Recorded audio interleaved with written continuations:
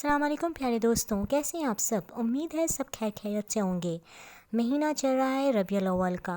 جی جناب، اس مہینے ہمارے پیارے نبی کریم صلی اللہ علیہ وسلم کی ولادت ہوئی تھی۔ دن ہو، مہینہ ہو یا سال ہو، ہر چیز، ہر دن، ہر پل اللہ تعالیٰ نے خوبصورت بنایا ہے۔ یہ مہینہ بھی ہمارے لیے بہت ہی بابرکت اور خوبصورت مہینہ ہے۔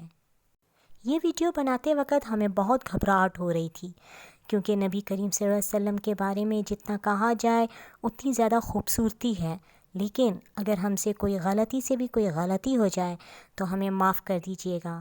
ہماری نالج میں جتنی باتیں ہیں ہم آپ سے شیئر کرنا چاہتے ہیں، اور اگر کوئی غلطی ہو وہ ہماری پکڑ کے ہمیں کمنٹ میں ضرور بتائیے گا کہ یہ چیز ہم نے غلط کہی ہے۔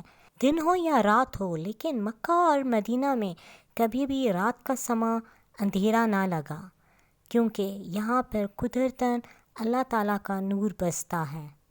نبی کریم صلی اللہ علیہ وسلم کی ولادت 12 ربیع الاول کو ہوئی، لیکن ہمیں یہ ذہن میں بات رکھنی چاہیے کہ ان کا وصال کب ہوا۔ جہاں تک علم ذرا سا ہمیں اگر غلطی نہ ہوئی ہو تو 12 ربیع الاول کو ہی ان کی وصال ہوئی۔ اس لیے اس دن کو مناتے وقت یہ ذہن میں رکھنا چاہیے کہ یہ دن، یہ مہینہ، اس دن ہمارے پیارے نبی کریم صلی اللہ علیہ وسلم کا وصال بھی ہوا تھا۔ نبی کریم صلی اللہ علیہ وسلم کو جب بھی یاد کریں ان پہ درود و سلام بھیجیں، نہ کہ ہمیں اس دن کا انتظار کر کے اس طرح دوسرے ملکوں کی نقل کر کے کیک وغیرہ، نہ ہی تقریریں، نہ ہی کچھ اس طرح سے محفلیں کرنی چاہیے۔ معذرت کے ساتھ یہ کہتے ہیں کہ اگر نبی کریم صلی اللہ علیہ وسلم یا صحابی اکرام صلی اللہ علیہ وسلم نبی کریم صلی اللہ علیہ وسلم کے بعد اس طرح سے ان کا جشن مناتے اس دن کا کہ جس دن ولادت ان کی ہوئی تھی، اس دن کو یاد کرنے کا طریقہ اس طرح سے منایا جائے تو بے شک صحیح تھا، لیکن جب انہوں نے اس طرح سے نہیں کیا تو ہمیں ذرا خیال رکھنا چاہیے۔ اس دن کو اگر منانا ہے تو ضرور منائیں، بے شک خوشیوں سے منائیں، اچھی اچھی باتیں یاد کریں، رسول کریم صلی اللہ علیہ وسلم پر درود و سلام بھیجیں، اور غریب، مسکین، یتیم کو کھانا، چھت، کپڑے دلوائیں۔ مدینہ منورہ میں ان کا وصال ہوا، وہیں ان کا مقبرہ بنایا گیا، اور وہاں پر ہی جا کے ہم درود و سلام بھیجا کرتے ہیں، ان کی زیارت پہ جاتے ہیں۔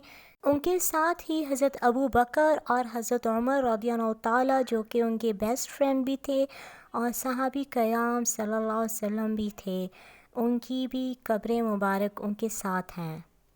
مکہ سے جب مدینہ منورہ نبی کریم صلی اللہ علیہ وسلم ہجرت کر کے گئے تو وہاں پر انہوں نے پہلی مسجد جو کہ اپنے ہاتھوں سے بنائی تھی اپنے دوستوں کے ساتھ، اپنے صحابیوں کے ساتھ، وہ تھی مسجد نبوی صلی اللہ علیہ وسلم۔ آج وہی مسجد نبوی صلی اللہ علیہ وسلم بہت ہی خلاصہ بنائی گئی ہے، بہت ہی اس میں سہولیات پیدا کی گئی ہیں، جیسے کہ دھوپ آتی ہے تو بہت بڑی چھتریاں وہاں پر بنا دی گئی ہیں تاکہ بہت سارے لوگ آتے ہیں وہاں پر نبی کریم صلی اللہ علیہ وسلم کی زیارت کرنے، تاکہ ان کو دھوپ نہ لگے، اس لیے وہ چھتریاں سمجھیں بہت بڑی، اس ورڈ کی بہت بڑی چھتریاں مسجد نبوی میں بنائی گئی ہیں۔ یہ امبریلا ڈیجیٹل امبریلاز بنائی گئی ہیں، چاہے تیز دھوپ نکلے یا برسات ہو، اس وقت یہ اپنے آپ کھل جاتی ہیں۔ مسجد نبوی کا بہت بڑا صحن بھی ہے، وہاں پر بھی آپ نماز پڑھ سکتے ہیں، اور اندر بھی باقاعدہ ایک مسجد ہے جہاں پر آپ نماز پڑھ سکتے ہیں، بہت ہی بڑی اور کھلی کشادہ ہے، لیکن اگر بہت سارے لوگ وہاں جمع ہو جاتے ہیں اندر تو گھٹن سی محسوس ہوتی ہے۔ اگر گھٹن سی محسوس ہو جاتی ہے تو وہاں کی جو چھتیں ہیں وہ باقاعدہ ڈیجیٹل ہیں، یعنی کہ جیسے ہی گرمی یا گھٹن محسوس ہوتی ہے تو وہ چھتیں اپنے آپ کھل جاتی ہیں۔ نبی کریم صلی اللہ علیہ وسلم کا جو یہ سبز گنبد ہے، اس جگہ سے لے کر ایک دوسری جگہ جو قریب ہی مسجد ہے، اس جگہ کو روضۃ الجنہ کہا جاتا ہے۔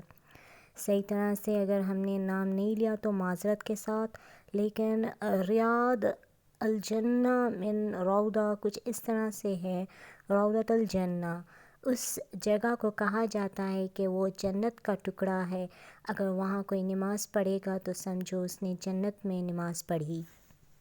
12 ربیع الاول کو اگر منانا ہے تو اللہ تعالیٰ نے قرآن شریف میں باقاعدہ لکھا ہے کہ اگر اسلام پہ چلنا ہے، میری بات ماننا ہے تو نبی کریم صلی اللہ علیہ وسلم کے نقش قدم پر چلنا ہے۔ مسجد نبوی میں جگہ جگہ قرآن شریف اس طرح سے رکھے گئے ہیں کہ جو بھی مسافر ہو یا وہاں رہنے والا نماز پڑھنے آئے تو نماز پڑھے، سنتیں پڑھے، اور اگر پڑھنے کے بعد بھی اس کا دل کرے اور وہیں پر بیٹھنے کا تو فارغ وقت میں بیٹھ کے وہیں سے قرآن شریف لے کر اس کی تلاوت کرے۔ مسجد نبوی کے فاصلے پر ہی ایک قبرستان بنا ہوا ہے جسے جنت البقیع کہا جاتا ہے۔ یہاں پر ہمارے پیارے نبی کریم صلی اللہ علیہ وسلم کے جو دوست احباب، صحابی کرام صلی اللہ علیہ وسلم جو بھی تھے، ان کے قبر مبارک یہیں پر ہیں، اور جو یہاں پر مدینہ منورہ میں رہتے ہیں ان کی بھی قبریں یہیں پر موجود ہیں۔ مدینہ منورہ میں رہنے والے ہر انسان کی خواہش یہی ہوتی ہے کہ اس کی آخری آرام گاہ جنت البقیع میں ہو۔ سنا ہے کہ ہمارے نبی پاک صلی اللہ علیہ وسلم نے کوئی جانور نہ پالا، لیکن بلی کو وہ بہت پیار کرتے تھے، شاید کوئی بلی پالی بھی تھی انہوں نے۔ اس لیے مسجد نبوی میں اگر زیادہ تر دیکھا جائے تو بلی اگر آ بھی جائے تو اسے پانی پلا دیا جاتا ہے، اور اسے نہ ہی نکالنے کی کوشش کرتے ہیں نہ ہی اسے ڈرتے ہیں، بلکہ وہ آرام و سکون سے اپنی مرضی سے آتی ہے جاتی ہے۔